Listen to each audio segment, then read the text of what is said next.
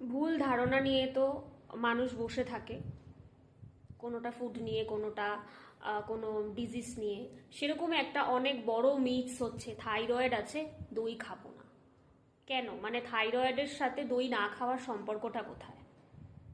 মানে আমি সেই সব মানুষদের বলছি যারা এই ধারণাটা নিয়ে বসে আছেন যে থাইরয়েড আছে দই খাবো না, এটা কিন্তু একদম খুব বড় একটা মিথ। থাইরয়েড থাকলে, আমি গোদা বাংলা ভাষায় বলছি, থাইরয়েডের পেশেন্টরা নির্দ্বিধায় দই খেতে পারেন, ইয়োগার্ট কার্ড যাই হোক খেতে পারেন, বরঞ্চ এটা স্বাস্থ্যের জন্য ভালো। টেনশনের বা চিন্তার কোনো কারণ নেই, নির্দ্বিধায় খান। দই কি? দই হচ্ছে প্রোবায়োটিক, যার মধ্যে ল্যাক্টোব্যাসিলাস ব্যাকটেরিয়া থাকে, যেটা হজম ক্ষমতা বাড়ায়, আমাদের আমাদের ইমিউনিটিকে বুস্ট করতে হেল্প করে। তাছাড়াও আমাদের গাট হেলথের জন্য ভালো। তাই নির্দ্বিধায় খান দই। এরকম কোনো, মানে এটা পার্টিকুলারলি থাইরয়েড যাদের আছে তাদের জন্য বললাম, ভীতি ছেড়ে খান।